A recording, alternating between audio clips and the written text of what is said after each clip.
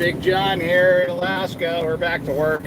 Like I said, this has been a process. I've been riding my bicycle to work every single day.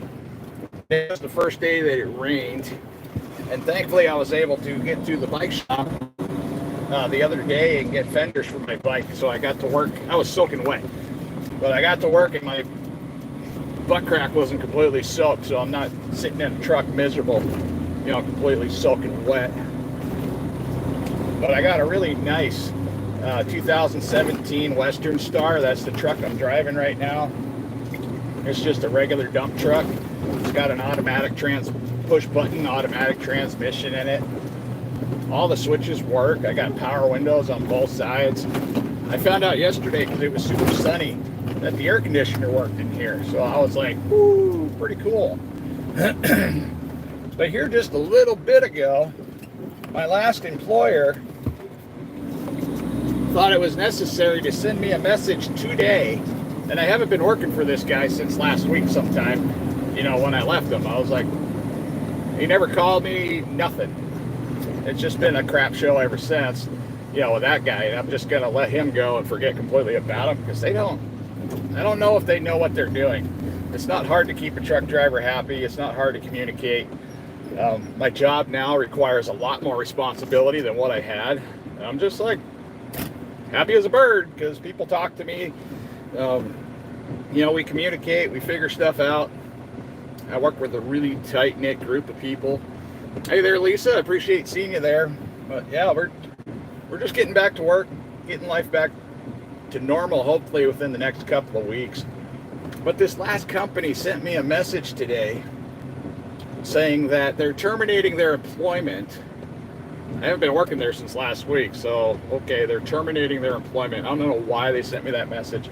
And then they said they're updating my pay to summer rate, whatever that means. We never once discussed a pay rate for the entire time I worked with this guy. That's another part of, sorry about your luck, we got no communication with you. So I have no idea. They could pay me anything they wanted at this point. It's just whatever. It's water under the bridge. Not going back. There's no way, heck, I would go back there. They couldn't pay me enough. I mean, if I was going to go chasing paychecks, I would probably fly in a plane up to Nome and go to work for a close family friend. Do that for the summer. But I like my family. I love my wife. I want to be home. So I'll definitely take a little bit less money. But, we've been having a hard time trying to figure out exactly how we're going to get out of the current hole that we're in, because we got two broke down vehicles. One's a transmission issue. My yellow Jeep has an electronic issue that we got to get sorted out sometime. We got an old minivan. Thank goodness we never sold it, because we talked about maybe selling it, maybe not, because it was just an extra vehicle sitting in the yard. But I'm so happy that we kept it. It's not doing hot either, so we're going to have to do work on all three vehicles and major fix on the wife's Jeep if it's a transmission replacement. So we're looking at anywhere between $3,000 to $7,000, depending on what kind of deal I can scarf up. But yeah, it's just been a super pain. But my ride to work this morning was in the pouring rain. I got to work completely drenched. My front side was wet. My shoulders are just now dried out. And so far it's not been too bad. But seriously, why would you send me a message like that saying you're terminating employment when you guys already know that I haven't been there for over a week?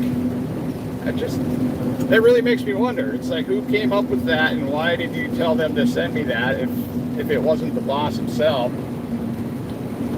Because I wouldn't even waste the message. I mean, I wouldn't waste my time. If somebody didn't come back to work for me, that's it, we're done. There's no more talking. We don't have to talk back and forth. I don't know if they're just trying to trigger me to call them back, but I got way funner stuff going on than dealing with the petty aspects of some company that's just trying to figure their own stuff out. But over here, we actually do a good job.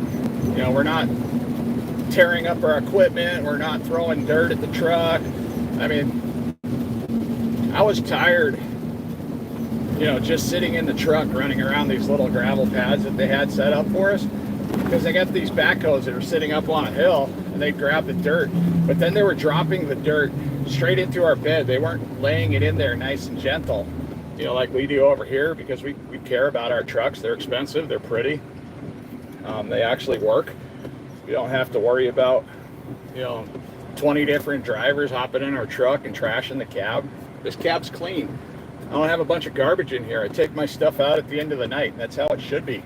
Some of these other guys, man, they trash their freaking trucks. Hey there, what's going on, Autumn? I'm sitting at a red light. Yes, we are carnivore. They're barns.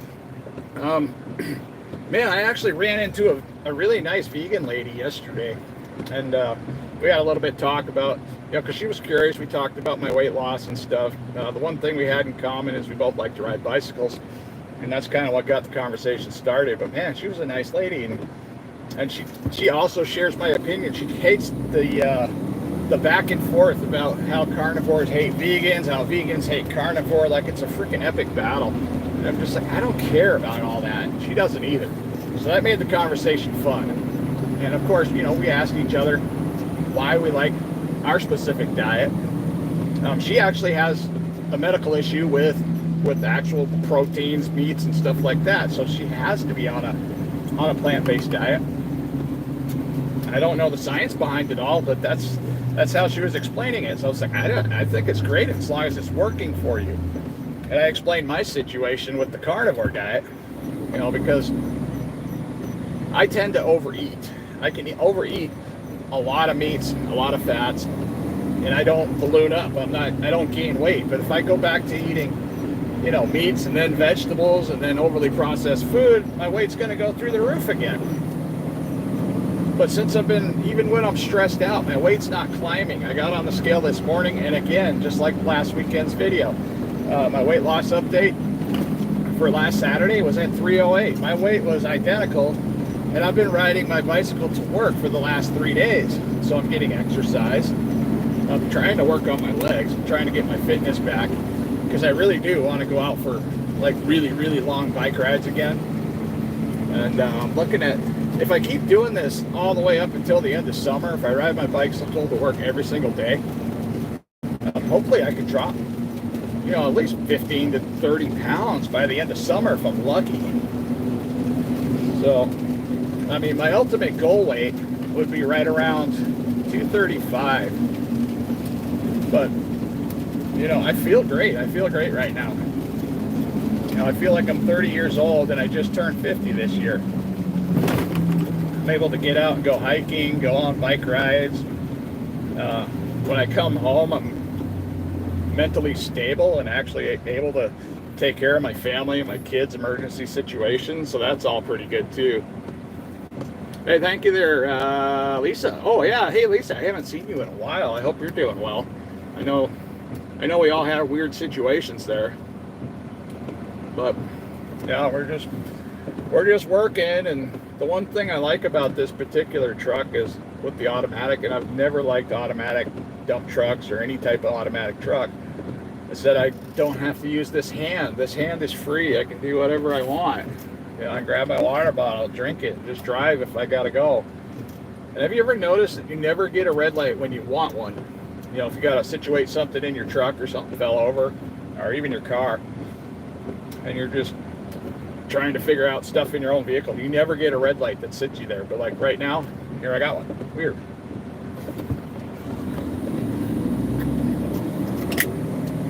Because before I started the stream, I had this CB cord that was just hanging like right here, and it was really annoying, so I wanted to get it up out of the way. And it took me an entire trip across town back to the job site to get that cord hung up in a way that it wasn't going to interfere with the camera.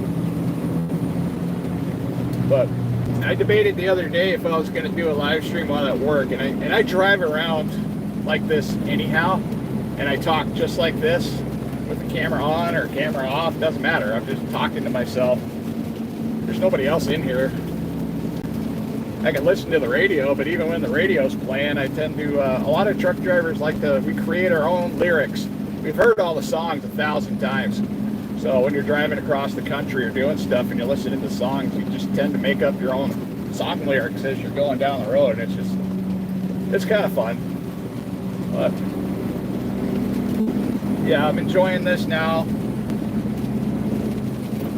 You know, compared to that other job, I don't even know what they pay me. I won't even know what they're going to pay me until I see my next paycheck.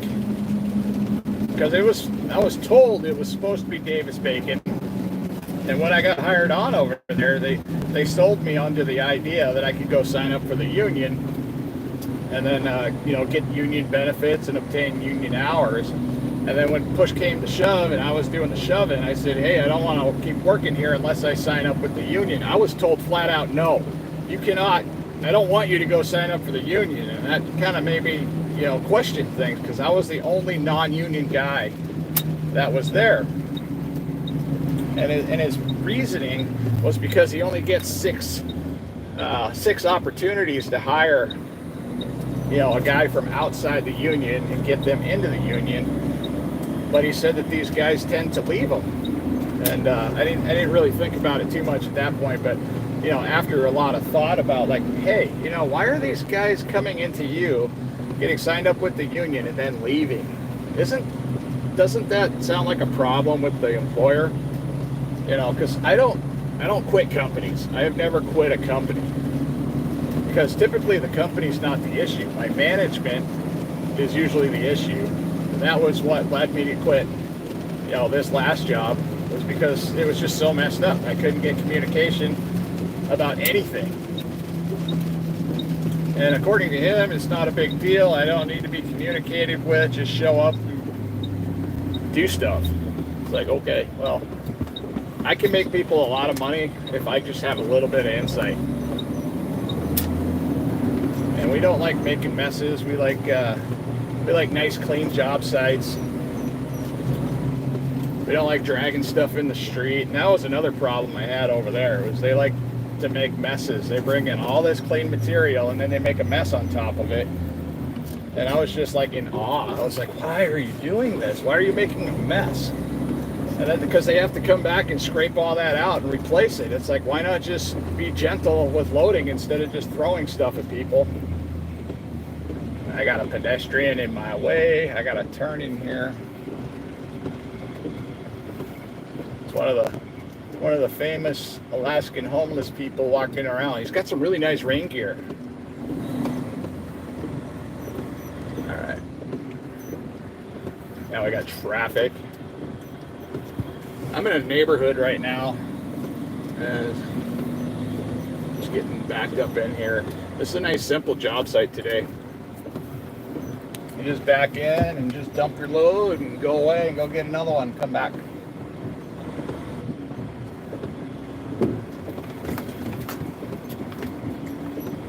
Well, this morning when we were getting this other job site set up, it's a somewhat reliable way. I just had, there's just foot traffic, a lot of foot traffic on the job site. It made it a little bit hard to get everything figured out the first go round, but now everybody's cleared out, so this is super easy to figure out now. We got a pile of asphalt right next to me. Somebody's gonna run that over eventually. I need to move. I don't like that. So the hardest part about driving in the rain is when you get all this little these water droplets all over the mirrors and the windows. So it makes stuff look different, especially on the passenger side of the truck. There we go. We're backed up, put the PTO in, open the tailgate, and push this little lever and everything just comes out. I mean, I don't know if anybody else considered driving a dump truck before in their life, but it's literally one of the easiest jobs I've ever done in my life. I mean, it's easy, but it's hard at the same time. Especially depending on who your employer is and what their expectations are. Because it's not just as simple as just drive a truck and get loaded and go dump loads.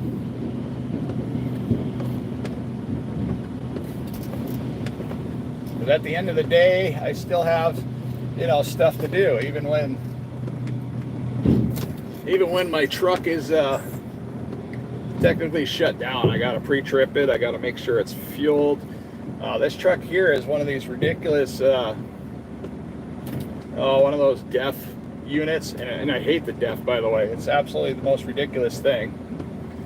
I thought about doing a video about it, because it's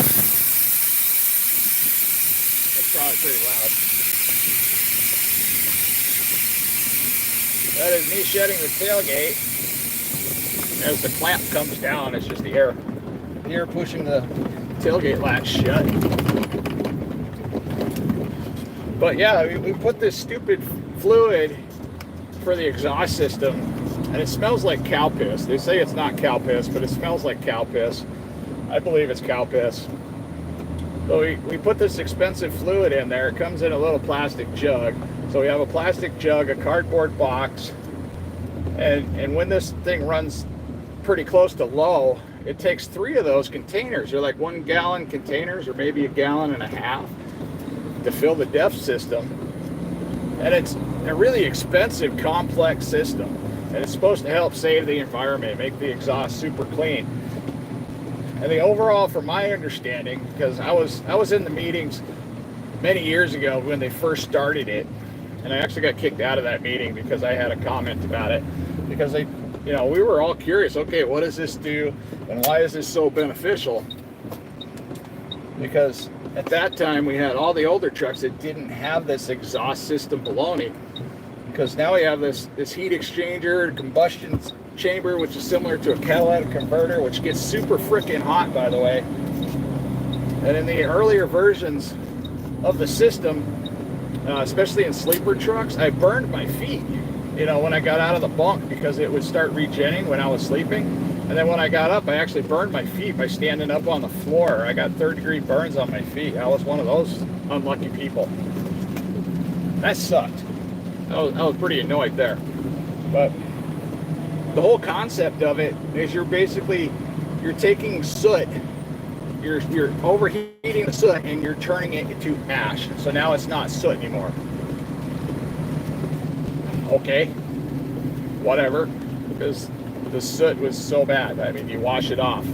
I mean, it gets on your stacks. It's that black coating that gets on your stacks. That's soot. Yeah, I don't get it. I mean, I don't know why, but the systems don't work well up here in Alaska. So a lot of these guys, they're buying these trucks from the lower 48, and then as soon as they're getting them up here, they're deleting the system. So they're taking like a $10,000 or $20,000 exhaust system, and they're just deleting it. So it's such a waste of money. And the further north you get, up north, the system works a lot worse up there. The colder it gets, it doesn't like the cold. Yeah, crazy. I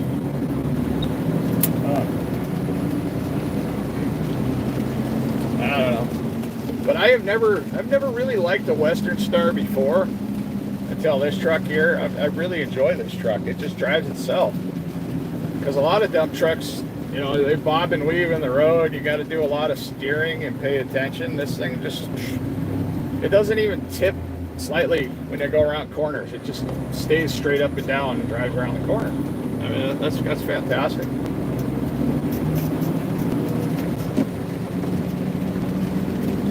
But the Western Stars, they're super wide cabs. That takes a little bit of getting used to, because I'm used to Peterbilts. I'm also used to Kenworths, and they have a much narrower cab. So I'm actually sitting over a little bit further that way. Wow, it is really coming down here today. I mean, the rain's just coming down.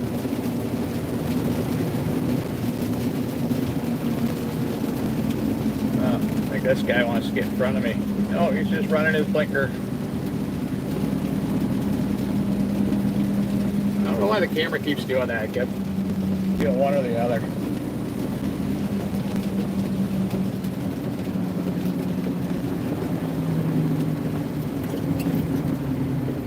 I see you in there, Sunshine, if you're still there. I just haven't had a chance to, get to a stoplight, take a look and see what's going on there. Hello, it started raining here in Kenai as of an hour ago. I'm sorry, man. Yeah, it looks like we're just going to get rained on today. I mean, this should be all this should be tapering off, at least here in Anchorage, at around 6 o'clock tonight. At least that's what it said. So around my go home time, you know, the majority of this weather should be going away. We've actually been getting done around 4:30, 5 o'clock, which is fine. That's plenty of time for me to ride my little bicycle home, get home and get cleaned up, take care of a few things, you know, once I get home. Now, I'm not up here in Alaska trying to make $1 million. I'm just trying to make enough money to survive and hopefully survive through the winter. And the nice thing about coming back over to this job is I automatically had all these other opportunities open up for the winter time, which is great. So I have a potential job set up for this winter, and if it pays well enough, it might carry me through summer. It might turn into a year-round aspect, but I'm just going to have to wait and see, because I haven't been able to contact this company yet, and they're looking for drivers specifically for the winter time, because I guess a lot of their drivers just up and leave. I don't know if they're just up here for the summer, or they just don't like working in the winter time, or what, because working in the winter can be hard up here, especially when you get a lot of snow. It's not fun up here when it's snowing.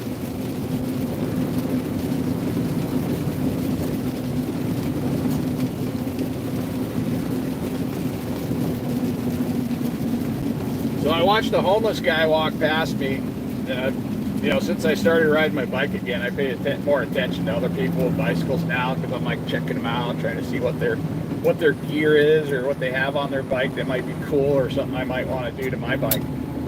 But I saw these homeless people walking by, and I see this quite a bit. But I mean, these guys had like a $3,000 bicycle. That's a buddy of mine over there. He's working in our crew. But they had like a $3,000 bicycle, and I can recognize these things because I used to build my own bicycles when I was younger with some really specific parts, and I was like, holy cow. I try to give people the benefit of the doubt, because you never know what somebody owned when they decided, or whenever, you know, homelessness hit them, or, you know, drug addiction hit them. So for a period of time, they're going to have something pretty nice for a while, and then it's going to get tore up. But chances are that was a stolen bicycle, another stolen bicycle.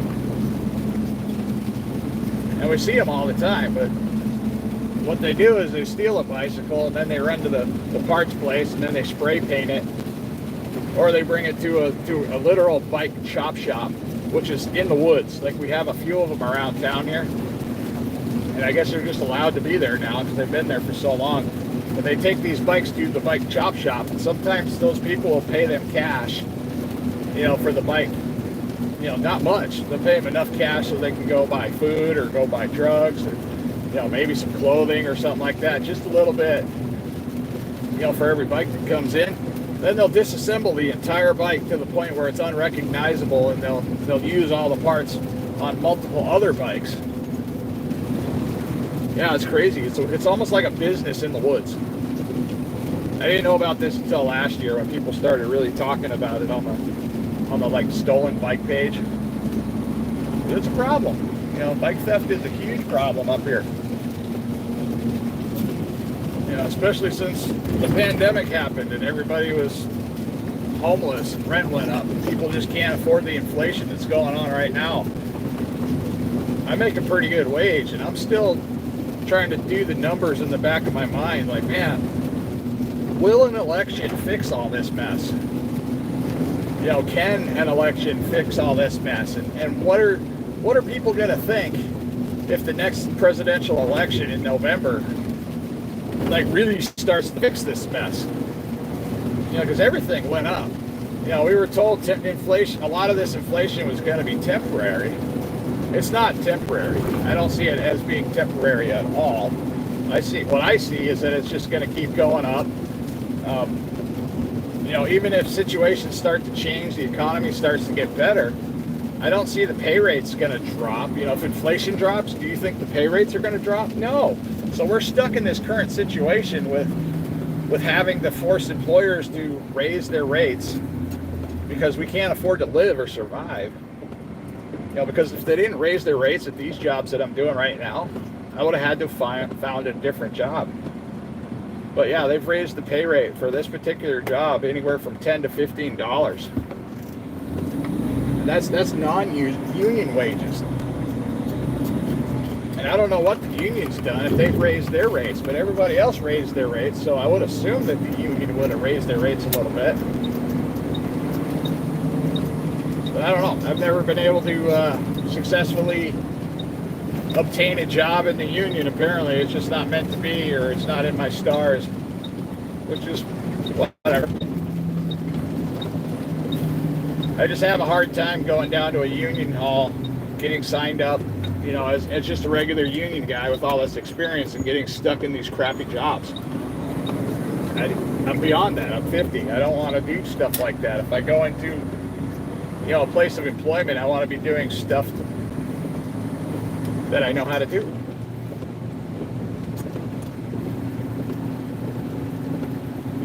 Because driving trucks, that's not necessarily rocket science.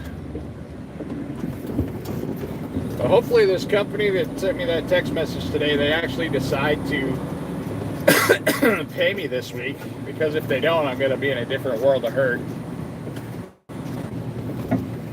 And they're supposed to pay me Friday, but we'll see.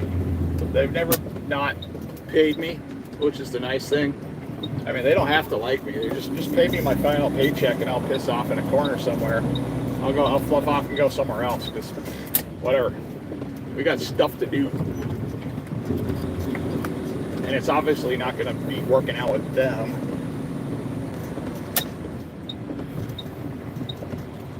All right, let's get on in here. I got to get loaded again.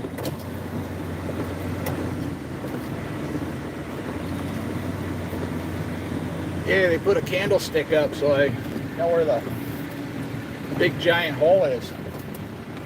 I don't have to fall in a hole today.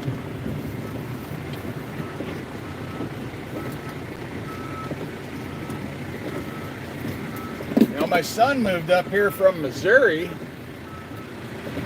That's nice. We got him a job like lickety split.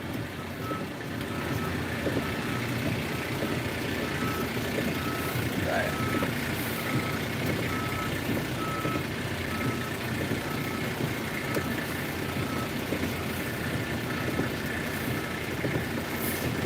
There we are. We are backed up to the backhoe.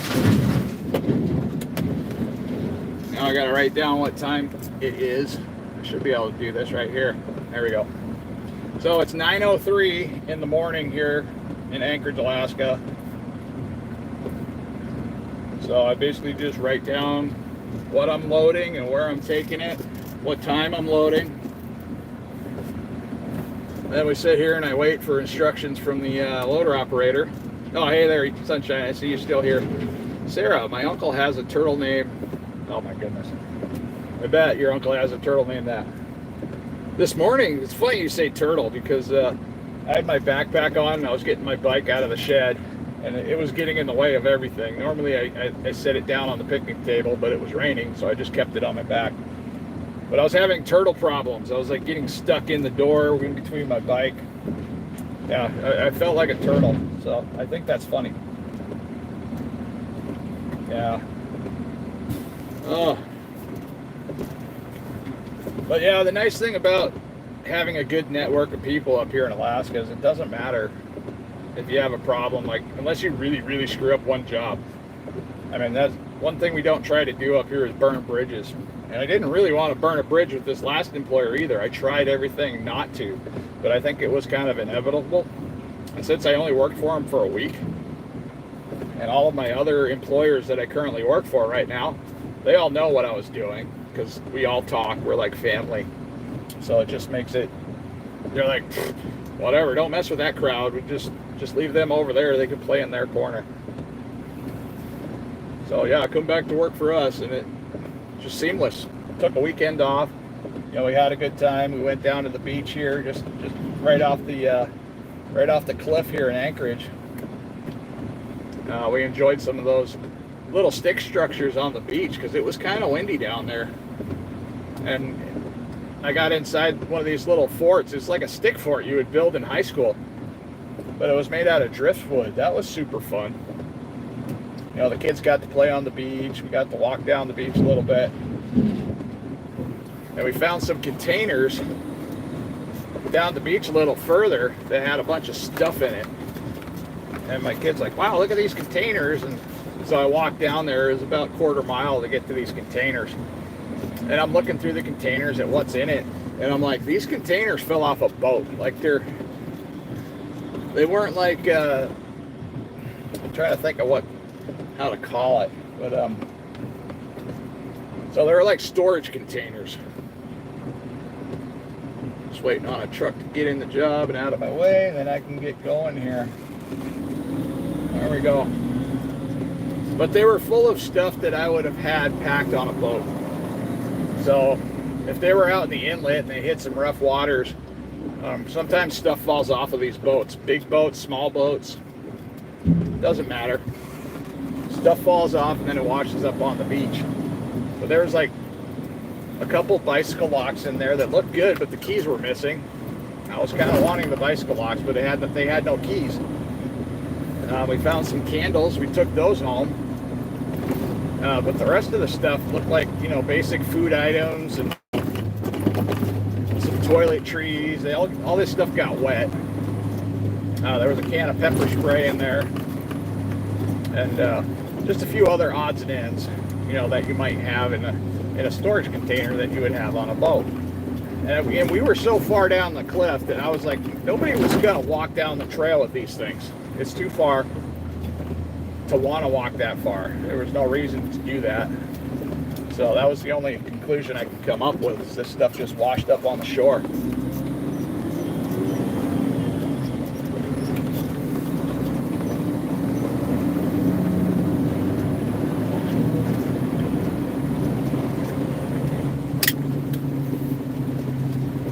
So basically what I bring to work with me is 3 of these bottles here.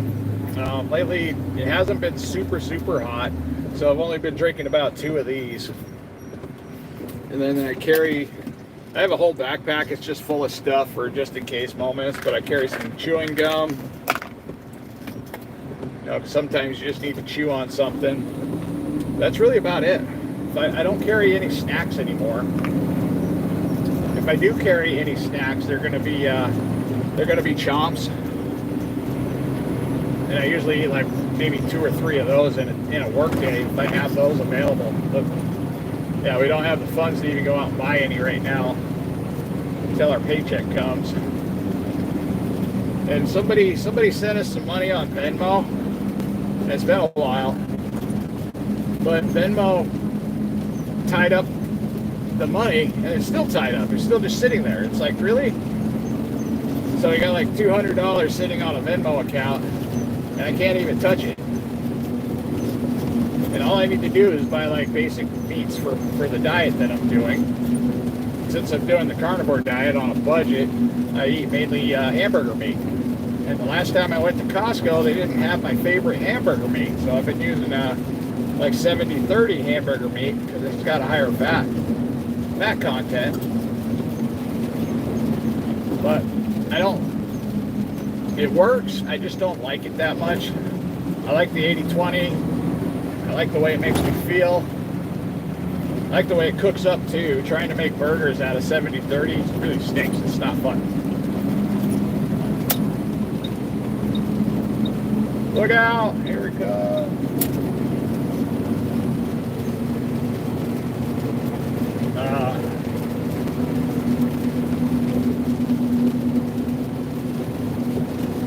Yeah, so this is my new office. I mean, it's pretty cozy.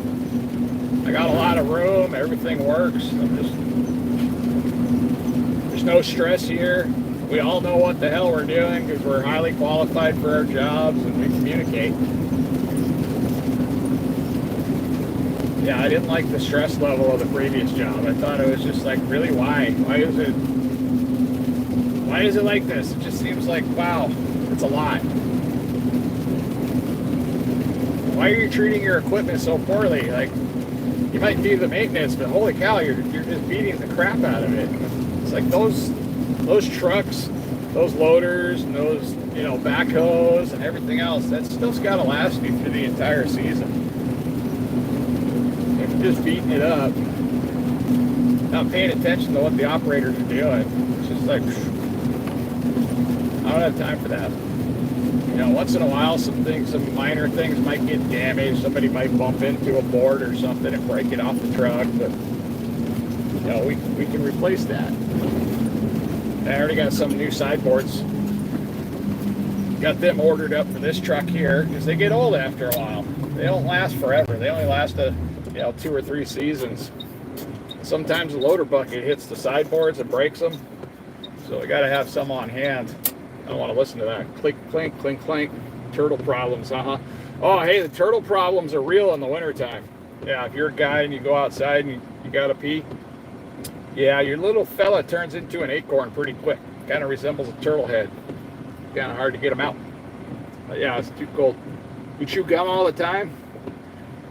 Let's see. So awesome, John. My health, carnivore helps so much. Yes, Lisa, it has. And I don't know if you were here when I was talking about that vegan conversation. That was a fun conversation. I love talking to people that are doing different diets and different things. I love being that open book, that can understand. I understand why some people are vegan. Some people are sucked into veganism out of peer pressure. There's a lady over in Europe somewhere that I follow, and she's surrounded by vegans. I couldn't imagine, trying to do a carnivore diet, just completely surrounded by the vegan population. That made it really hard for her to get started, but she's doing it because she's got her own personal situation. I think she's got multiple sclerosis or something like that, and a couple other things going on. Maybe Hashimoto's mixed in there too, but she seems to be doing better on the carnivore diet than when she was, trying to do a vegetable type diet. I don't shame people that like vegetables. You want to eat a vegetable, good for you. But one thing I've found out is that they mess me up. If I eat too many different types of vegetables and they're not cooked the right way or prepared the right way or washed, or I didn't science up, how to get the nutrients from the vegetables, they're just not working anyways. When I eat hamburger patty, all the nutrients that are in the animal, I get that. That's available for me to absorb, and I love that part of it. So I'm not doing a whole lot of science. I just cook the meat. I get it to a safe temperature where it's supposed to be cooked to, and then I just eat it. There's not a lot of homework involved. I mean, I poop regular. That was a conversation I had with another gentleman yesterday. He's like, so if you're just eating meats and fats, how do you poop? I said, I poop like anybody else. I just poop better because I don't have the fiber getting in the way. Because too much fiber makes me constipated. Go figure. But I'm always been told, you need more fiber. You need more fiber. Fiber is the most important thing. You got to have more fiber. No, that wasn't true. I didn't get improvements until I got rid of the fiber, and I just got over that whole fact. Like, all right, I don't need it. It took me a while to figure out I don't have to have fiber. Crazy. I never did wonder, so I've never done a live stream like this with my earbuds in. Now my earbuds are connected to the phone. I wonder if you guys are hearing me through the earbuds. I don't know. Look at that. I don't know if you guys can hear that, me tapping on the earbuds or not, because typically it does it with the phone, on the phone microphone. So I don't know if the audio's any better and a lot less noisy compared to how I used to do it. So my wife bought me these earbuds, and they were highly rated for by truck drivers. And I have weird shaped ears, so the little pod earbuds like Apple cells or the other little pod type earbuds, they don't fit in my ears. They just, I can set them in there and they just fall out. So I have to have these earbuds that wrap around over the top of my ear, which is good, especially if I'm, like working under a vehicle, or they're not just randomly falling out on the ground and I'm losing them in the mud, because that would suck. There were a lot of times this winter where even these fell out once in a while. They were kind of hard to find. But yeah,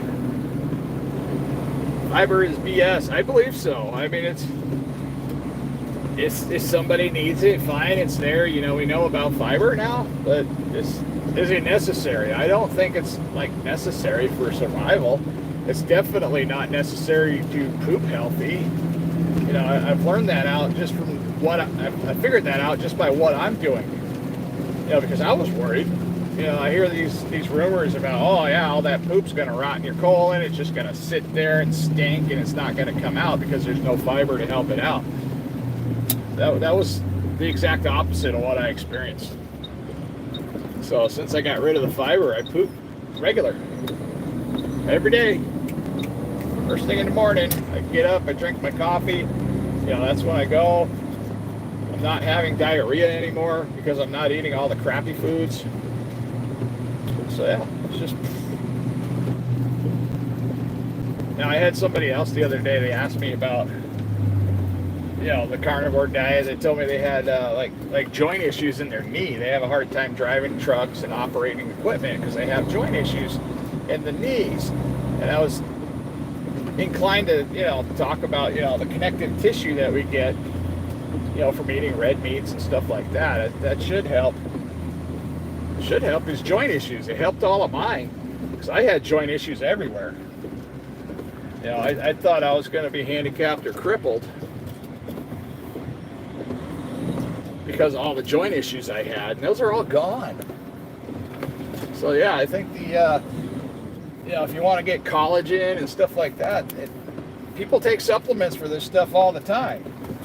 It's like, why take the supplements when you can just eat the animal?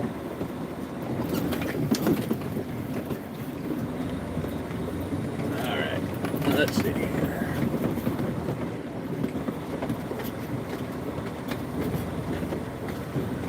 Let's see.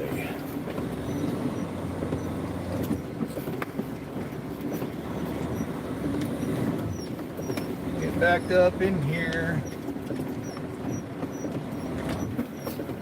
There we go. Get this thing out of here and we can go away again. But yeah, dump truck is a super fun job if you've never tried it. If you got a CDLB, I mean, it's a lot of fun. I'm not a big fan of hauling asphalt, by the way, because I used to haul asphalt down in Missouri. I leased a truck many years ago.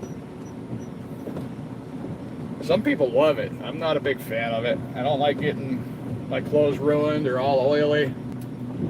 Come on out.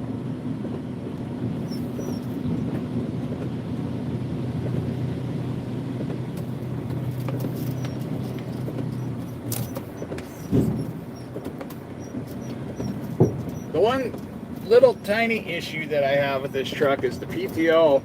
I can't make it go up any faster. So whatever speed it goes up at, that's it. I can't, if I press the accelerator, you know, normally we would put our foot on the accelerator and then rock it to the side. That way we can have our foot on the brake and get the bed to go up a little faster. Well, this truck here, it just goes up on its own speed. There is no, you can't put your foot on the accelerator to get it to do anything different.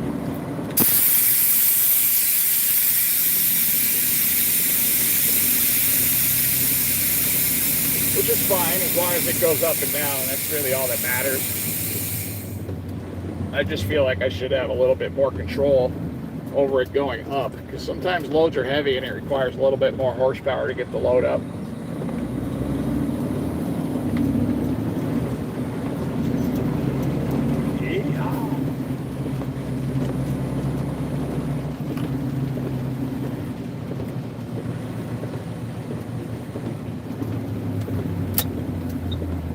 Get out of here. This job over here is off of a frontage road. And it's not a very traveled frontage road. I was talking to my wife about it earlier today. I said, I don't like this frontage road because the people that are driving on it, they're either doing 100 miles an hour, or they're not going very fast, they're not paying attention because there's not a whole lot of traffic here, and then the highway is like right next to it. But they drive differently on the frontage road than they do a couple blocks away when they get onto the regular roads. And then the process of getting off of this frontage road onto the, one of the regular city streets is kind of a pain in the butt, because there's a whole lot of accidents that happen at this intersection right up here. Because you got to look in 12 different directions.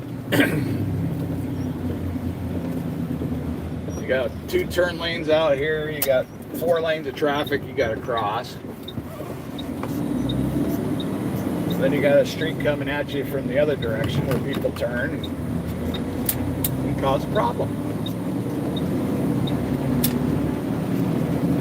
And we're back on the road again.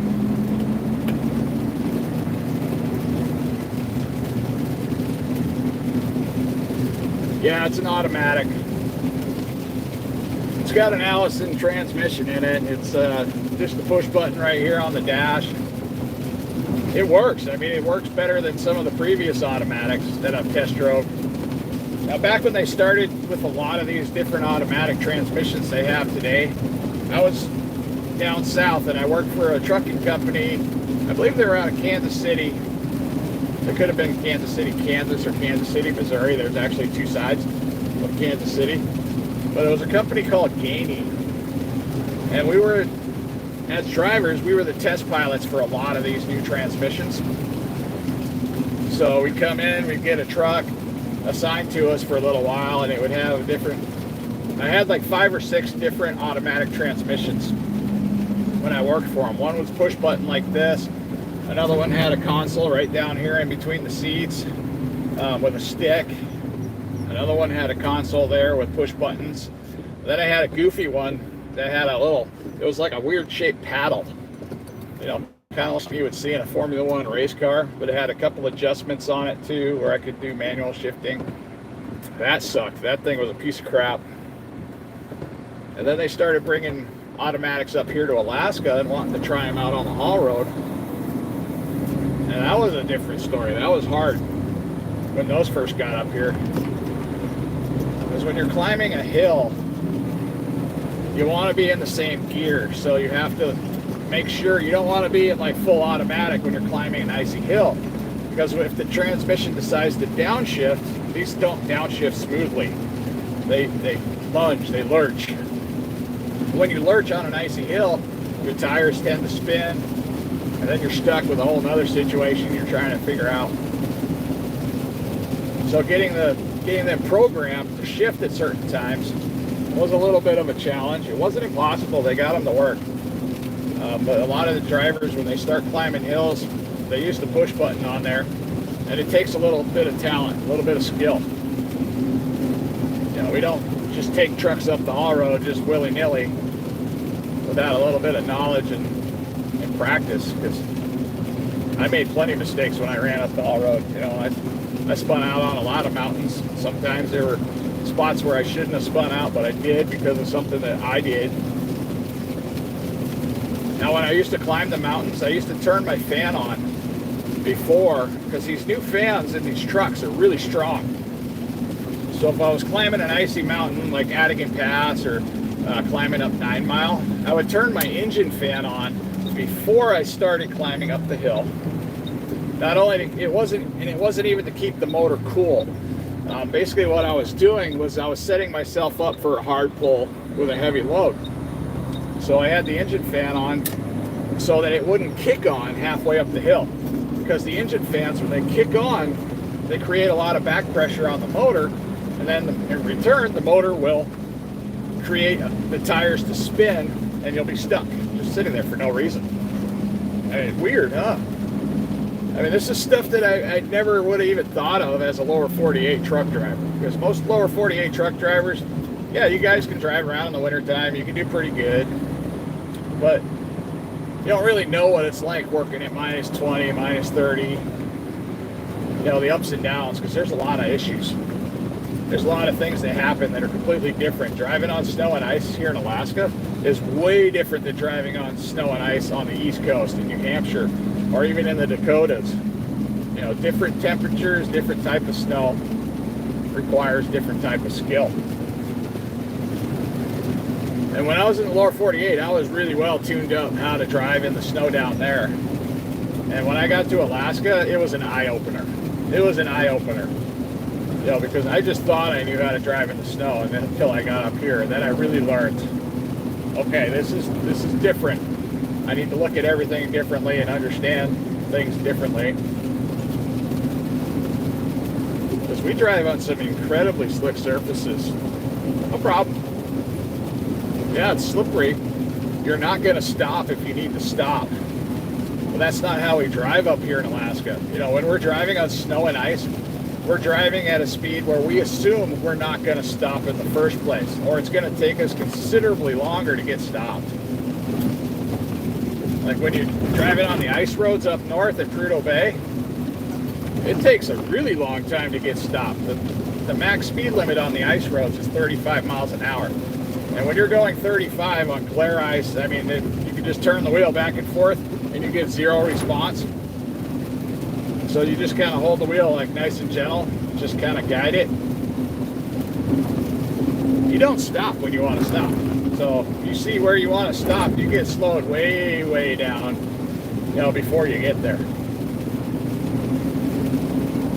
Because up there we're running like 200,000 to 300,000 pound back trucks, loaded down with drilling mud on the back. Those don't stop on gravel roads very quickly. They damn sure don't stop on ice.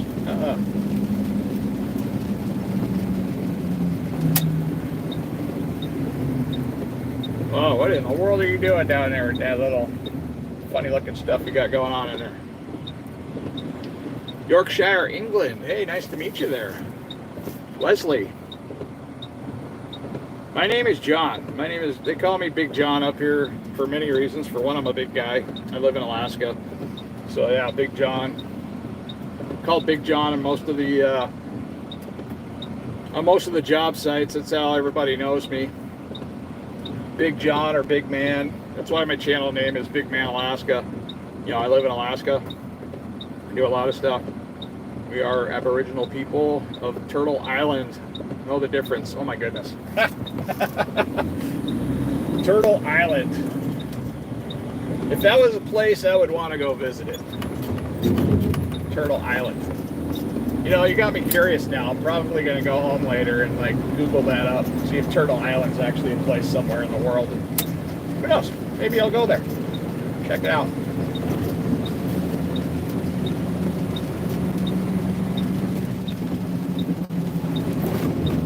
La la la.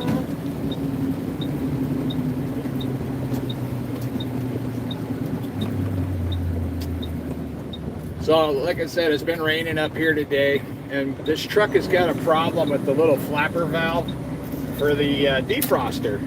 Let's see if I can turn it on so you might be able to hear it. Oh, it's not gonna. Oh, there it is.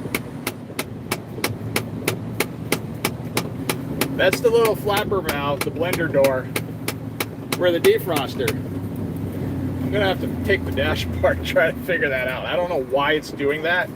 So if anybody has experience, you know, tearing into these dashboards on a Western Star and trying to figure out the flapper valves, I would love to know how to fix that. You know, I might have to just change a part, or it could be a hose leaking. You know, it's just not putting enough air to the blender door to keep it upright. I don't know.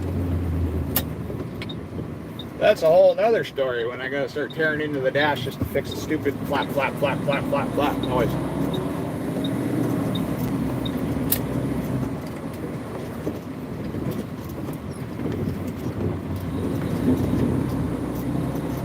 Yeah, super stressful job that we got going on here. I mean, we don't run over curbs, we don't run over people.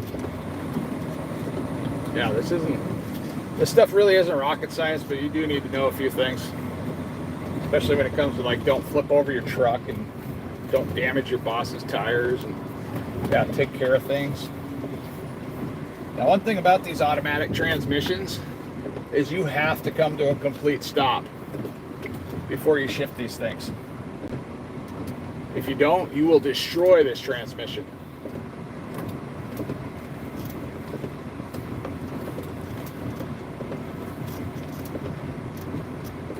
Getting backed up to the hoe. There we go. Just like that.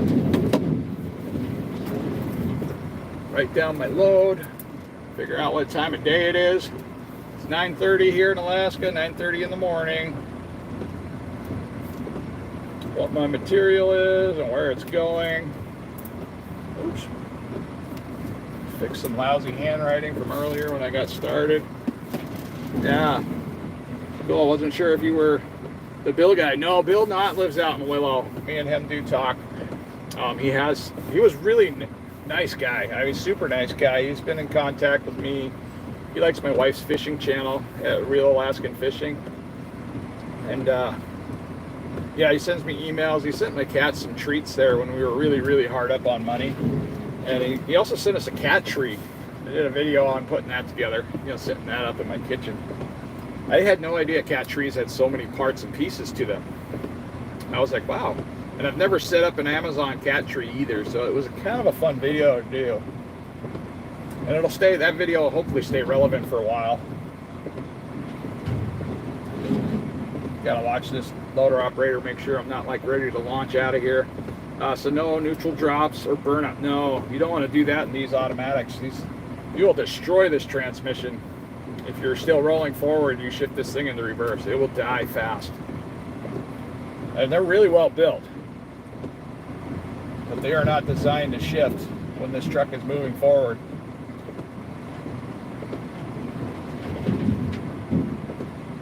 Now we should be ready to go here in just a minute.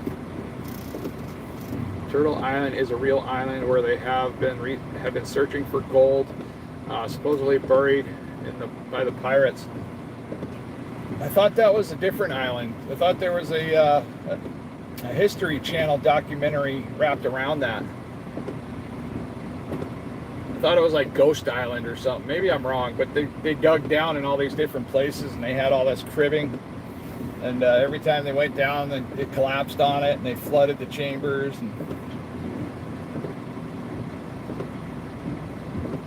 Let's see here. Am I ready to go? Should be close. Yep, I got the head nod.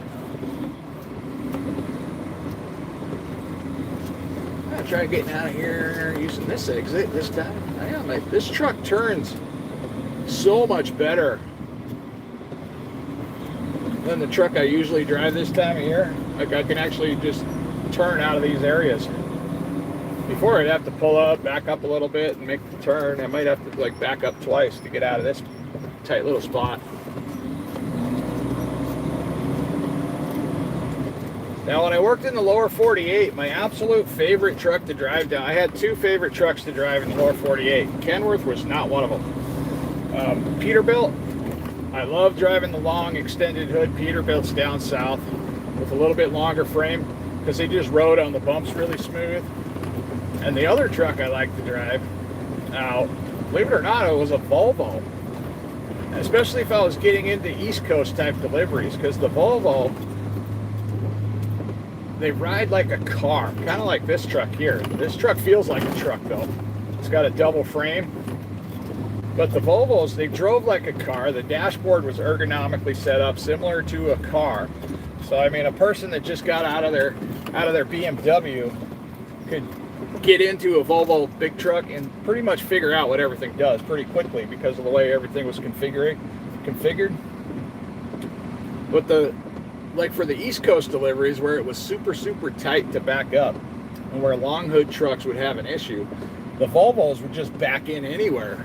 I never had a problem backing up a Volvo because the steering, once you crank it all the way, it would actually turn another half a turn once you started backing up, and it would kind of cam over on itself and it would just follow. The nose of the truck would just follow itself around.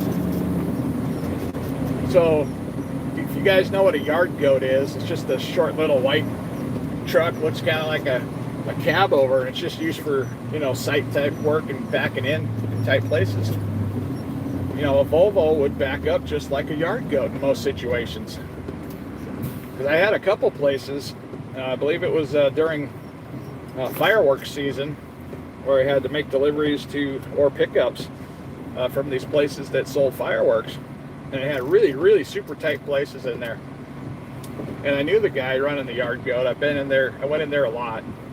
But he asked, because normally we'd come in, we'd drop our trailer in the middle of the yard, they'd hook up to it with the yard goat, and then they'd park it. But I came in there with that Volvo, and I said, hey, why don't you let me try to park this time? Because I want to see if this thing will do what your yard goat does. And I just pulled up there, and it's an old gravel lot somewhere down in Texas somewhere, and then just covered in dust and dirt. But I backed in there like first try, and we couldn't believe it. And this is a truck with a sleeper on it too. I was like, holy cow, that thing just really went in there, no problem. And yeah. Now the only thing I didn't like about the Volvo that I had at that time was it had air ride front suspension. That was horrible. I would never get another truck with air ride front suspension again.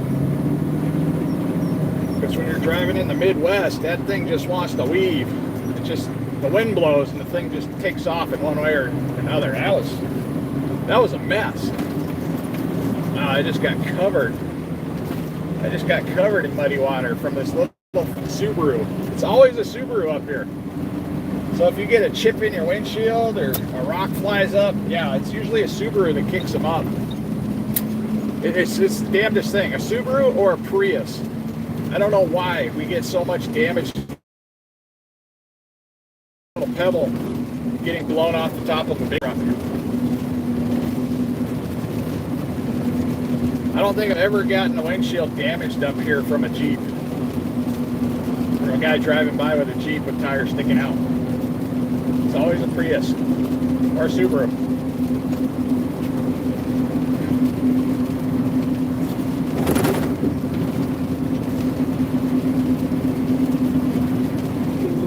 Okay.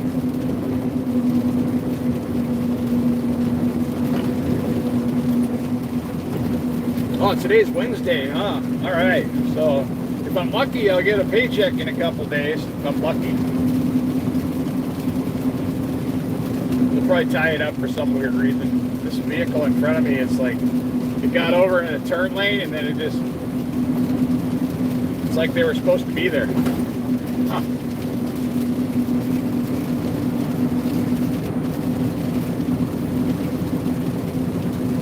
But yeah, my kid flew up from Missouri. I'm super happy that he got up here.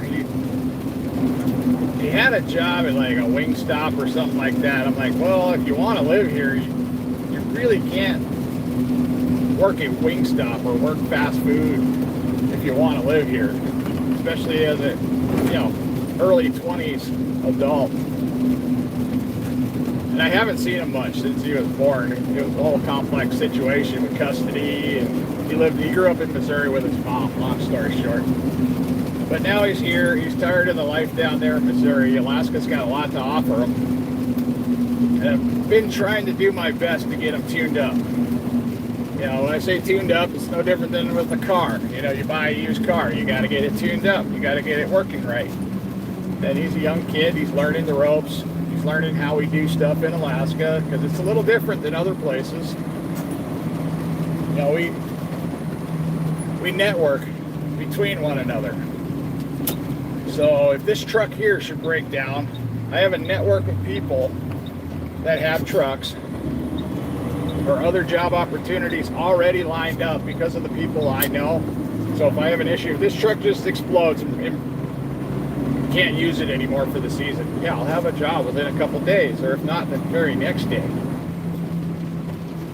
So, and that's how we got him his job, is I introduced him to my previous boss, and he liked him. My son represented himself really, really well. I was proud of him. I was so proud of him, the way he talked. He wasn't like super awkward, like this younger generation tends to be, like super awkward. He did good. I was proud of him. And then that old employer was like, yeah, I could give him a job, but he was a little bit man heavy on his jobs. So we had another contractor on the job that we're doing right now that just happened to be looking for young men, that could do labor type work. And yeah, we got him set up. Within 24 hours, he got to work, making a pretty good wage for his age and his experience level. Now this crew should hopefully help train him up, teach him what needs to be done. It's only a second day on the job over there. But I was super proud of him. He went and got the application filled out. He got the job. He's out doing it. I hope he's not too miserable today because it's raining. We might have to go out this afternoon when I get off of work and buy him some rain gear. But I don't know if his job's indoors or outdoors today. His labor jobs could be anything. He could be out in the rain all day. That would suck. And if he's out in the rain all day, he's going to be miserable by the time he gets home. But when I talked to the company, I told him, I said, hey, he's just a brand new kid. He's never done this type of work. You're going to have to train him up from nothing. And they were pretty excited about meeting him. They were super excited about getting him a crew and getting him to work.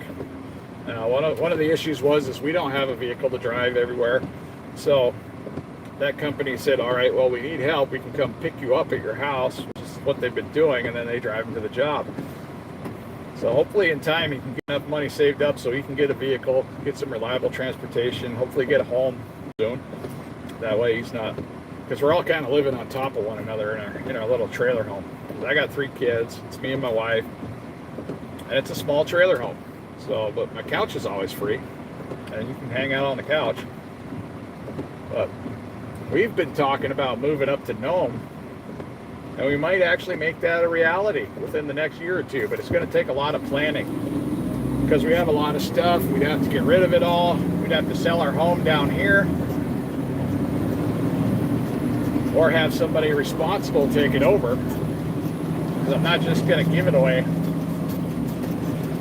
You know, that a good trailer home that's livable, you know, where the heater works, the water heater works, and the roof doesn't leak, you know, that's worth $40,000. Just like that, 40 grand. Now, if you buy a used trailer that's got a leaky roof, you might have issues and have to replace some stuff. You know, that automatically cuts the price in half, in my opinion. So that trailer home is no longer worth $40,000. That trailer home is worth, you know, $20,000. And that's what we bought our trailer home for, because it had some issues. Since then, we replaced the water heater, replaced the furnace. I did a lot of plumbing work to the place. It's got all new roof, new skirting.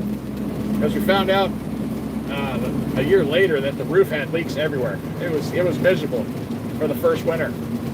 So we had a leaky roof all over the place. So we got a rubber roof installed, so now that should be good for a little while. Hopefully a long while.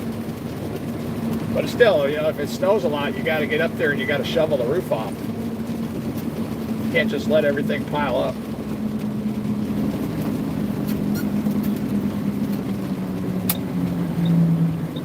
So it snowed so much here in Alaska over the winter.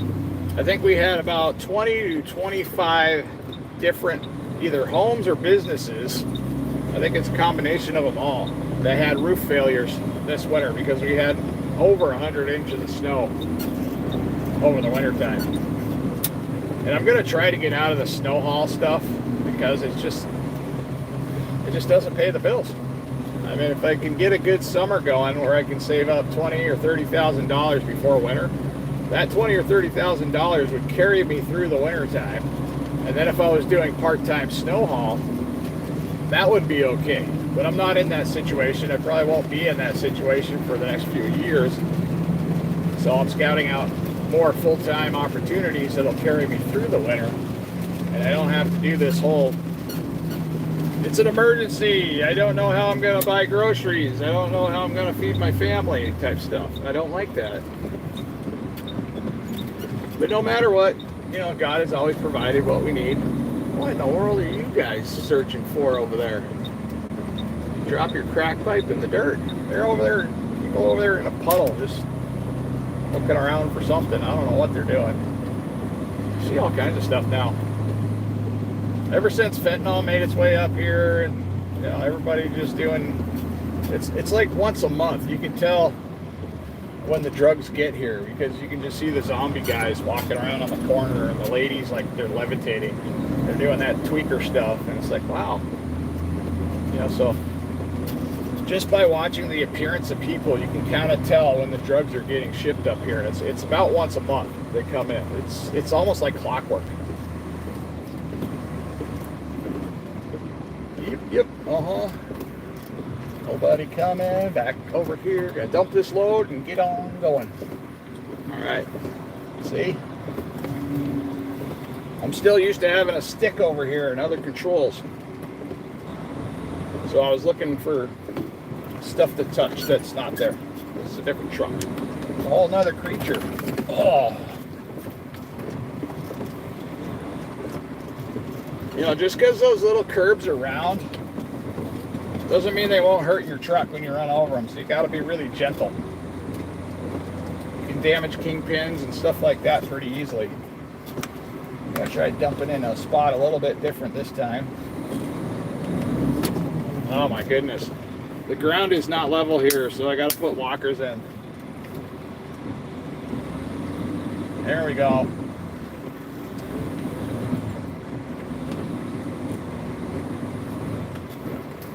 That's so cool. I got a truck that has working lockers. It's got 2 lockers, front and rear.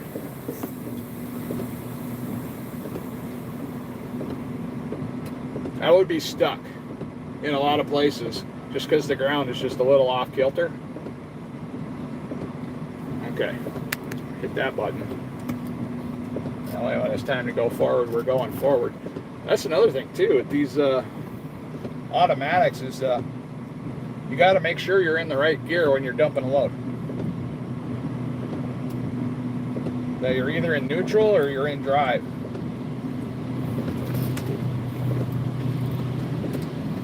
Yeah, that ground is not level. Mud boxes wanting to wag back and forth. So when you get on unlevel ground, you don't just drive off because your box can flip you over even if it's empty. And if all the back and forth banging it back and forth will damage it, screw up the alignment. Oh my goodness. So we got these little rumble pads that hopefully they use them to try to knock the rocks out of our tires before we get onto the pavement. That way we're not just tracking dirt all the way down the road. But these are brand new little rumble pads. And apparently they're really expensive. So if anybody wants to start like a makeshift business, you can make pads like this. I don't know how much they paid for these, but I talked to another driver that's picked some up here. She said they were ungodly expensive. And I was like, wow, you can make a lot of money just sitting in a shop putting little wooden sticks in between some material and selling that. And all they do is they're just designed to get the rocks out of the tires, and they're no good after we use them for a job. They get thrown away. Sometimes they don't even last an entire day. I don't know. Yeah, it's a good business opportunity if somebody wanted to get into it. Let's see, let's shut that off. I'm getting hot. This truck does not have an outside temperature gauge as far as I can tell. Oh, not one up there either. I don't know. So I don't know what the temperature is outside. Now, usually when people spec out a truck to come to Alaska, they try to get dual lockers. So we have a full locker in the back and in the front, maybe an interaxle power divider. Yeah, I've been getting lucky at this intersection. There's like nobody here. That's great. Like nobody around. That's so weird. Maybe it's just because it's raining today. A lot of people stayed home and would normally just drive around randomly. But when we're specking out these trucks, like I said, we like to have dual lockers, power divider, the right size tires, bigger, taller tires, because we use a lot of taller tires up here in Alaska. In the lower 48, they like to use low profile tires. And they usually try to spec it out with a temperature gauge, because the temperature, especially when you're driving further north, the temperature tells us what the traction on the road is going to be. So if I'm driving around in snow or on a questionable icy road, the temperature says 28 or 32, that tells me it's going to be slippery. Now if I'm driving on a snowy road and the temperature's down to like, say, minus 10 or minus 20, I know the roads are going to be pretty sticky. It's going to be a nice dry snow. So, and snow is traction up here. So if I'm heading up a hill and I got, you know, a clear lane for my tires, and I start to slip it all in that lane, I just skip over a little bit, because that's where a little bit of the, you know, slough off gravel will be, like half a lane over where your tires are. But the snow will also give me traction to get up hills. And when you don't want to chain up all the time, you kind of get crafty and figure out how to get up hills without having to do it. And when I ran the haul road, I used to run about 95 pounds of pressure in my tires, and that would do really well. Now, some of the other guys, this is with really heavy loads too. Some of the other guys I ran with, they'd go down as low as anywhere from 88 to 85 pounds of pressure in their drive tires. And they were hauling fuel. They were hauling big, heavy fuel tankers with multiple axles on it. And those things pull like a frickin' boat anchor. Why you gotta cut my hood off like that, man? Get out of the way. Yeah, it's gonna be one of those days. Can't be at a happy temperature because it's raining. I don't know what's going on there. I think I see some Russian flags in there. Somebody's saying hello from Russia. Hello, neighbor. You shouldn't be too far away. You're over there across the water, eh?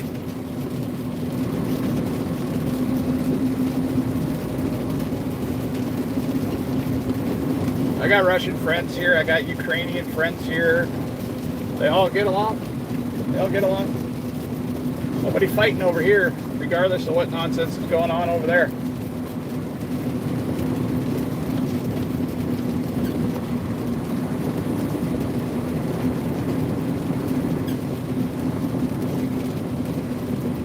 Although one thing my Russian friends and Ukrainian friends don't like talking about is the politics and the mess and stuff like that that goes on over there.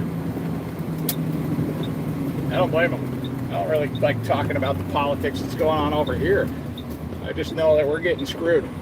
We're getting screwed with the economy, or getting screwed with how these politicians are constantly making money off of us. At some point, something's got to break. You know, we're going to hit a breaking point, because, you know, I'm watching some pretty wealthy people like get to the point where they're worried. They're worried about their financial situation. It's just like me, you know. I was pretty well off a few years ago. I had a nice savings account put away, but then some health issues kind of took that away, along with some bad decisions that I made. And when you get a particular lifestyle, and then inflation gets thrown in the mix, yeah, it kind of throws the ball off for everything else.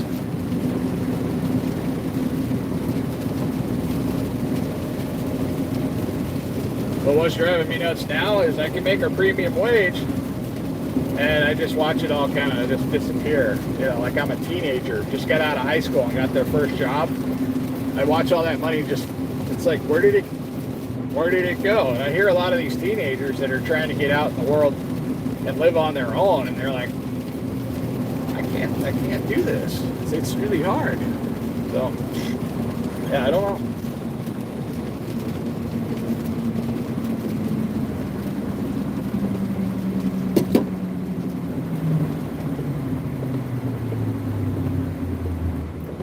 I asked for a haircut last night. I didn't get one.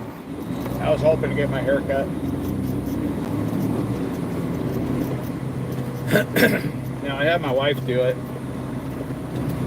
because I just pretty much shave my head. I've tried doing it by myself before, and then I wind up leaving all these little odd patches all over the place. I mean, there's not much hair up here in the first place, but the hard parts are back here to get cut. Hey, that's gonna hurt somebody if they drive over that. A big chunk of wood in the road. Oh no, it's a cardboard box. There's another one up here, and it's all blown apart.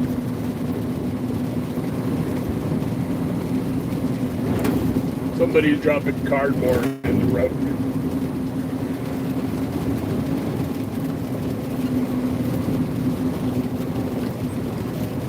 I'm sorry, I haven't had any time to like really look at the comments.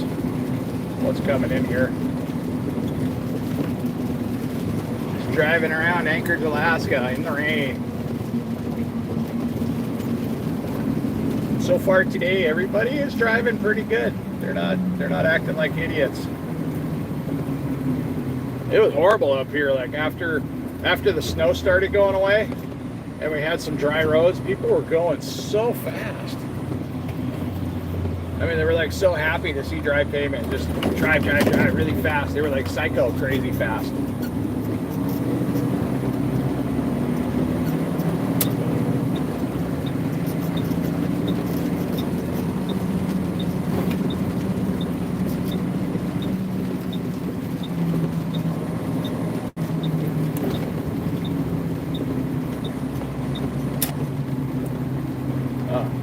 Guys, figure out where you're going so I can go to where I'm going.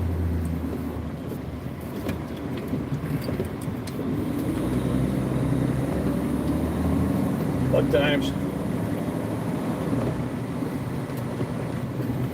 What flavor you get? This one here is like a strawberry something. Strawberry mint candy is I think what it was. I think that's the same flavor I got. I had to go buy another one. This one's almost done. They only last about a week. So $35 for a week worth of, I'm not gonna be grumpy. It's not too bad.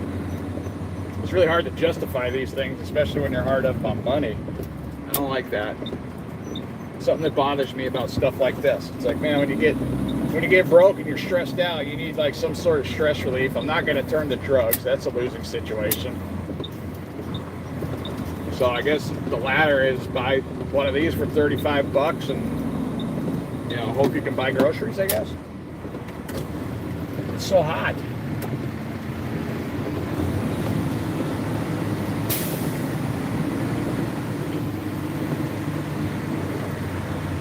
It's so hot and it's so wet out here. Alright, ta-da.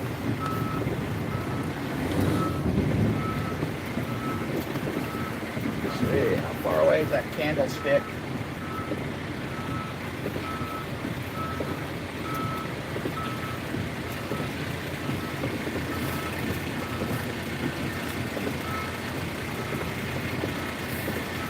Bye-bye.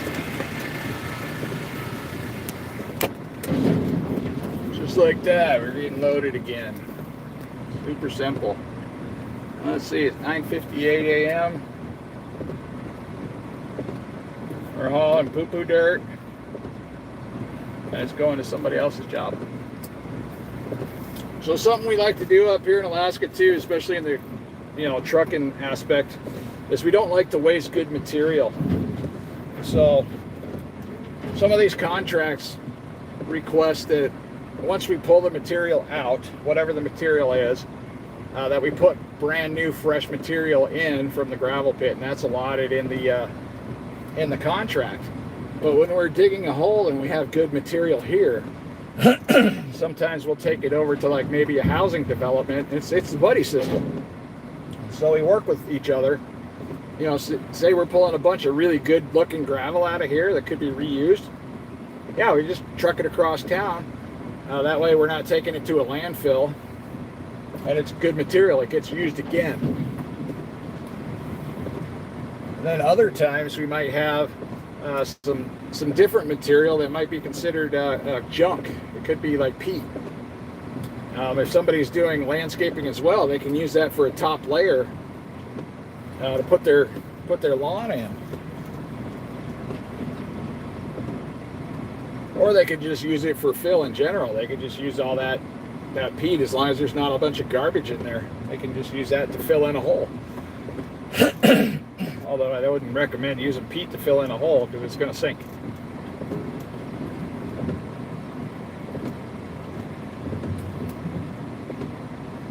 All right.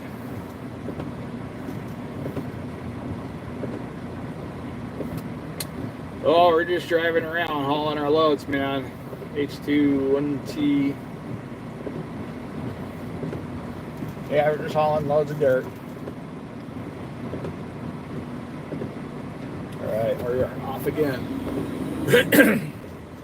So we do most of our communication in these trucks with hand signals. You know, the loader operator will nod at me, you know, when he's done with me, and I know, then it's safe for me to leave.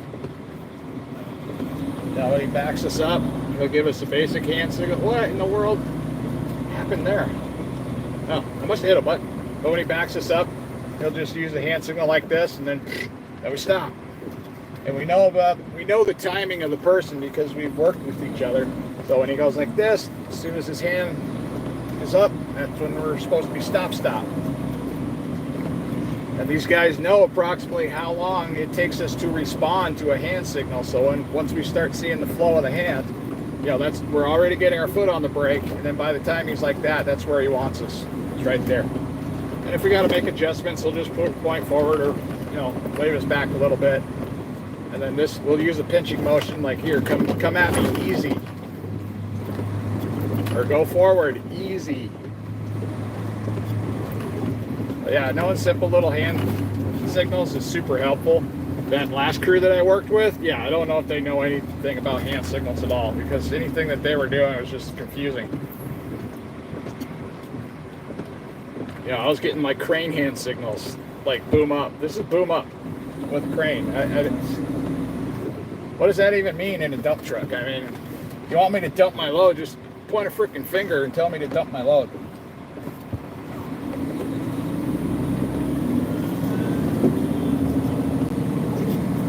When I worked up on the North Slope, I was working with a lot of cranes, and I had to do a lot of fancy hand signals. And there's a lot of hand signals to crane movement, which isn't just up or down.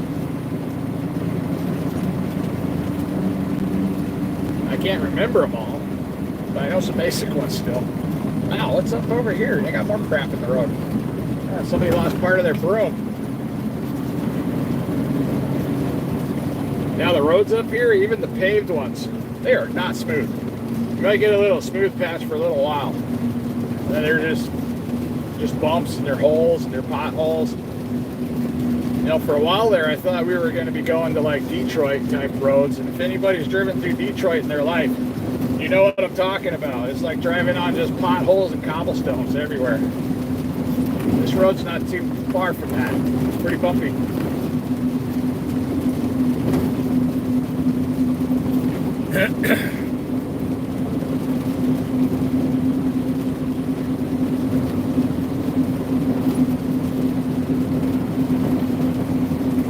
Ta-da! Out of my way.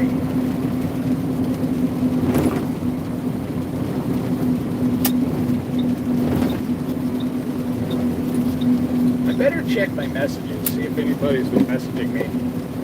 I can get phone calls, and if I get a phone call, I have to answer it, especially if it's business related. But then I'll cut the stream for a second. Messages just go up here. Somebody did send me a message. Looks like my son sent me a video. That's all I got for messages, which is weird. Huh. Yeah, it took me a while in doing these live streams to figure out the functions I can and can't do on the phone while because we still need to tell what time it is, even if we're doing a live stream. We still need to check to see if messages are important. Sometimes we got to take phone calls. So, but you cannot do a live stream and make a phone call. I think if I check a message, it's going to kill the stream until I'm done checking the message, and then the stream will come right back. So just a little bit of learning curve. It's not like a regular video. I believe these live streams are a lot more fun, especially when I can talk with people, you know, that comment and say stuff or want to know something about what I'm doing or where I'm at, how I'm feeling, whatever. I just like hanging out. Hopefully being informative. That's what I like to do the best. I was explaining to my son last night, I said, I've trained over 500 people in this state since I've been here. The majority of people that I've trained up here were truck driving related. Now I trained people to run the haul road. I've trained people who didn't even know how to shift the truck, all the way up to a really gainful job after they were done. one season of working with me. So yeah, I do a lot of stuff, and it seems like the older you get, the more training you get stuck doing. And I was training for one of these postal carrier companies, a contractor, was contracted with the post office. I was training so often with them, like I'd show up to work and I'd have a new guy. Well, that should have been a red flag, that they're cycling through drivers that fast. But I was constantly training somebody new. And I got to the point where I put my foot down. I say, whoa, I'm tired of having people in my truck and sitting over in the passenger seat and having to explain all of this stuff every single week for hours on end. And it would take me anywhere from three days to a week to train up somebody with everything they needed to know for that type of job. So I put my foot down. I said, you're gonna have to pay me more. I said, if I gotta sit in a truck, which is uncomfortable already, but in the passenger seat, which is even more uncomfortable, with two guys and two bags and a little tiny cab, I'm gonna be getting paid more. So they upped my pay for that. So every time I got a trainee, I was getting extra money for that. So I was just to the point where I was like, I'm just tired of training these guys. I was like, why are you bringing guys down here from the North Slope that don't know how to shift? They don't know how to back up. A lot of them never coupled a trailer in their entire life. Yeah, that was just blew me away.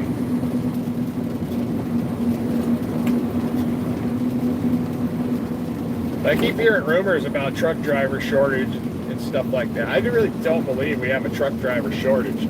I believe what we do have is too many businesses trying to make money in stuff that they don't know what the hell they're doing. And they have trucks. That doesn't equate to a truck driver shortage. That just equates to too many unqualified businesses being available. And they don't have the people to come work for them, because there's a lot of bad companies out there. They're doing some shady things. You don't want to work for a company that's doing shady business. If you find out your company is doing unethical practices and forcing you to do stuff that is just, it's against the law, just go find something else. Don't just stick around, because at the end of the day, when something happens, that's you. That's you. That's all you. This is me right here. I have to represent myself in the court of law if something bad should happen. Because sometimes people ride their bicycles out in front of you. Sometimes people drive their cars out in front of you. If I run a red light and kill somebody, I'm going to jail. That's how that works. You're driving a commercial vehicle. It's our job to keep everybody else around us safe. It's not their job to stay safe. Those just assume everybody's an idiot. Because most people do that already. Especially if you live in the city. You know what I'm talking about. Just assume everybody else is an idiot. You're the only person that knows anything. If in your truck or in your personal vehicle, on your bicycle, just assume everybody is out to make a mistake. So it's just our job to stay sane and stay away from trouble. And so far, I've been doing that really well for the last 20 years. I did get a red light ticket last October. I was embarrassed about that, because I really don't know exactly why I got a red light ticket, because I don't know, the way the officer had the camera footage laid out in court, it was like he had it edited in a certain way, and he was at the perfect angle to make the distance look, because I do video, so I can make things look further, closer apart depending on where I set up. And he had that perfect angle set up, and I wasn't there to debate it. I mean, it looked, just from what I saw and what I know, yes, I ran the red light, but he had it done in a way to make it look super over dramatized. And I was like, okay, I get the point. I ran the red light. I made a mistake. I'll pay my ticket. But yeah, I was like, wow, that was dramatic, because it kind of slowed.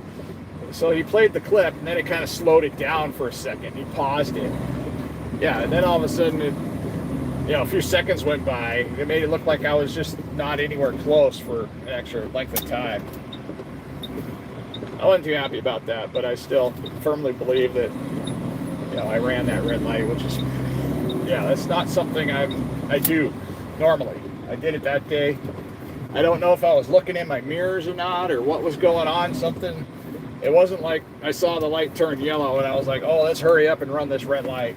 I could just, catch the next one. Okay, I got to back in here and get rid of this load. Whee. And I got a loader in the way doing loader stuff. So I got to wait until he gets out of my way. Okay, go away, loaders. It's really nice having a piece of equipment over here to help us push this pile up so we don't have to keep stacking out closer to the road. That's been handy. Okay, here we go. This here. Alright. Just like that. Bing, bing. PTO in. Make this load go away. See, normally, right now I got the bed going up. But normally I can just rock my foot. Press it. Let's see if that'll work this time. It didn't work the other day. I don't know why this didn't work. I can make the bed go faster. Alright, I'm happy now. There we go. See, things you learn when you experiment. Okay. I gotta reach over here to put it in drive so I can get out of here. Because when I push down on the lever, it springs back if I let go. So once I start bringing the bed down, I just gotta hold it down. Then the bed's down, and I can shut the PTO off. Shut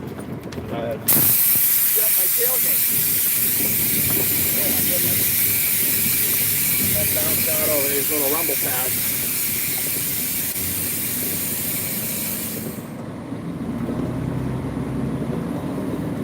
Buy stock? Why do I want to buy stock? I ain't got no money to buy groceries, dude. I can't buy stocks.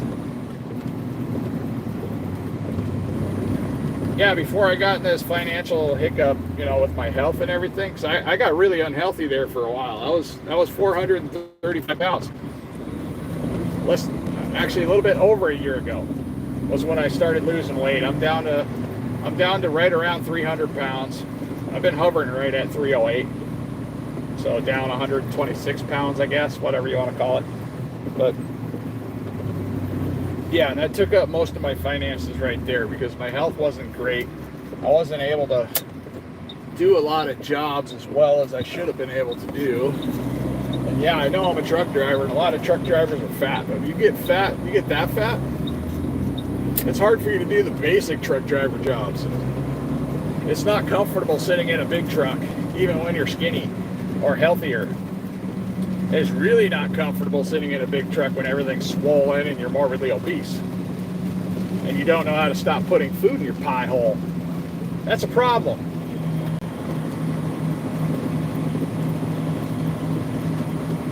Okay, what in the world? Shut those switches off. Okay, guys, I don't know how many of you guys drive trucks with lockers and stuff like that, but in the wintertime, you do not want to run around with lockers on. It's not good. For one, you wear your tires out, making right and left corners. Lockers are designed to go straight, and they're designed to go slow.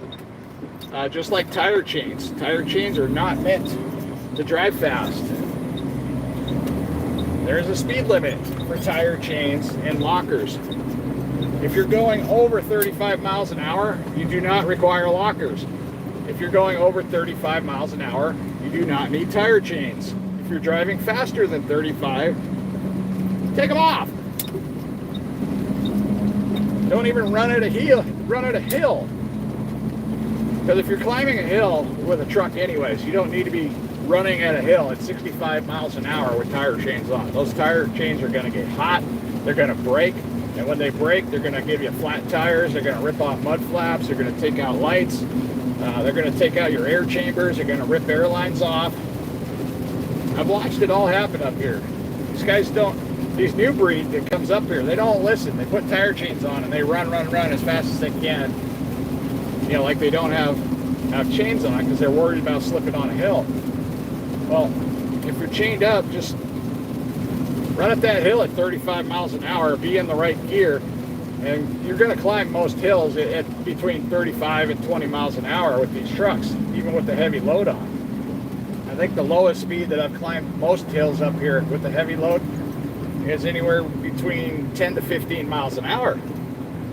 So if you start at a hill at 35, you're still going to get broke down to 10 or 15 miles an hour, no matter what, no matter how fast you run at that hill. So why wear out your gear before you get there? You're going to need those tire chains for the next hill and the ride home. If you burn up your tire chains before you get home, sorry about your luck, dude. You're going to be figuring out how to fix your tire chains, or you're just going to have to sit there until the roads improve. And I'm one of those guys, I don't stop when the weather gets bad. If the weather gets bad, we figure out how to keep moving. The only way I stop when the weather gets bad is if the snow is so deep that the truck will not push through it. That's when I stop. Because I can't go any further. I'm just literally stuck. That's only happened like twice driving up here. I got stuck in one snowdrift, but I was able to back out. I backed out and then I moved over to the side. It was just blowing. You can't, when the snow's blowing, everything's white. You can't see anything. It gives you vertigo. Like, you think you could be going 3 miles an hour, like put the truck in the lowest gear possible, just barely cruising with your foot on the brake. And then when the wind comes at you, it makes you feel like you're doing 100 miles an hour and you're not moving anywhere. You don't know where anything's at. It's so white.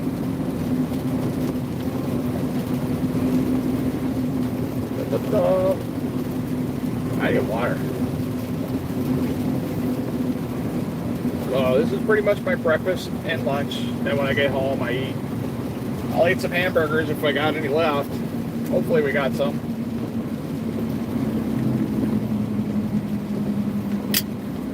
Now the wife was thawing out some chicken. I bought a big case of drumsticks from Costco.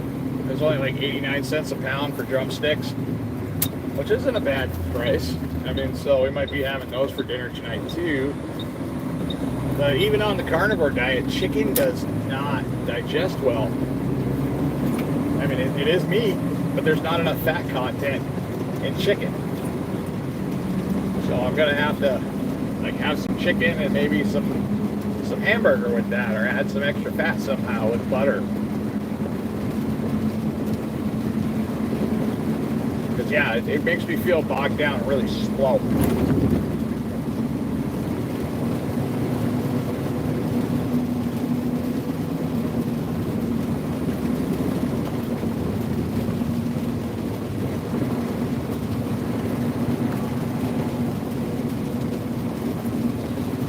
Okay guys, we've been at this for a little bit too long for me now.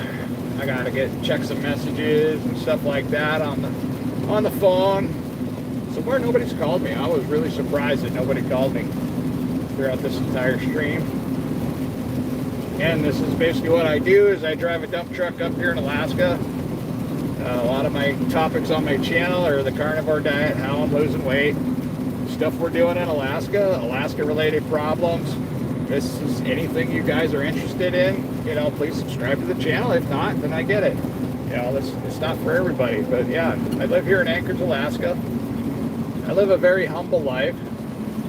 I got 2 broke down Jeeps. I have to ride a bicycle to work now. And thank goodness I went to the store and I bought some fenders for my bicycle, because it was pouring rain today. And my butt crack wasn't wet by the time I got to work. I would be a miserable cow right now if I had a wet butt crack and I had to sit in this truck all day. Because I'd have to like sit on something so I wouldn't get the seat dirty. But all right guys, I want to say thank you for anybody that's here. And Andy says, Bacon, you gave me remedy for my teeth. Awesome. I am doing pretty well there, by the way. And Luke says hi. Well, yeah, guys, I'm going to cut the stream right there, and we're going to do some more circles and go home tonight. And we'll be doing a update video hopefully this weekend. I'm hoping that I lost some weight this week, because I've been riding my bicycle every single day. And it's actually got some hills. I got not huge hills, but I got some hills. The first day that I rode to work, I couldn't ride the whole way because the one hill just kind of, I was like, all right, I'm just going to walk up this hill. And then on the way out of work, I wasn't able to ride up the first hill on the way out of work. But now I have been able to, and been having pretty good luck trying to regain my health and my fitness. Oh, I got veins in my hands now, guys. I haven't had veins in my hands for years because I was so fat you couldn't see them. I don't know if you can really see them, but I have veins again. That's a big deal. And I kind of see them in my forearm there a little bit too, which I couldn't see about a month ago, about a month or two ago. And my blood draw vein in both arms is visible now, which wasn't visible 2 months ago, or at least very well. But now we can find it. We don't have to do the whole pokety poke, search and destroy crap. But yeah, you have a great day too there, Sunshine. I appreciate you guys. And yeah, we're going to cut out here and fumble through the buttons on the way out. God bless everybody. And if God wants to teach you a lesson, listen up, because he's been teaching me a lot. Probably going to talk about that in this weekend's update video, because I have been humbled, like beyond all belief. Buttons don't work for me. I'm just trying to drive a truck and hit a button. That's all I want to do. Just hit a button.